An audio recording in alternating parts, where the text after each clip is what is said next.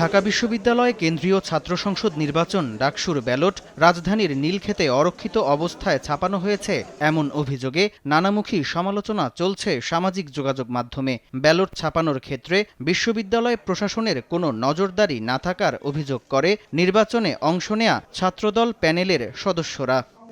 এসব অভিযোগ নিয়ে রোববার গণমাধ্যমের সঙ্গে কথা বলেন ঢাকা বিশ্ববিদ্যালয়ের উপাচার্য ডক্টর নিয়াজ আহমদ খান। নির্বাচনে আসা সকল অভিযোগ আমলে নিয়ে তার সমাধান করা হয়েছে বলে জানান তিনি। কতিপয় মানবিক ত্রুটি, প্রসিডিউরাল সামান্য বিচ্যুতি ছাড়া বড় দাগে তারা নিশ্চিত করেছেন যে নির্বাচন অংশগ্রহণমূলক এবং অবাধ হয়েছে। সব নিয়ম মেনে অভিজ্ঞ প্রতিষ্ঠানকে ব্যালট পেপার ছাপানোর দায়িত্ব দেয়া হলেও নীলক্ষেতে ব্যালট ছাপানোর বিষয়টি প্রশাসনকে অবহিত করা হয়নি বলে জানান তিনি। তবে একাধিক সুরক্ষা ব্যবস্থা থাকায় অনিয়মের সুযোগ ছিল না বলেও দাবি তার। নীলক্ষেতে ব্যালট ছাপানোর তথ্যটি বিশ্ববিদ্যালয় কর্তৃপক্ষকে উক্ত সহযোগী ভেন্ডর অবহিত করেননি।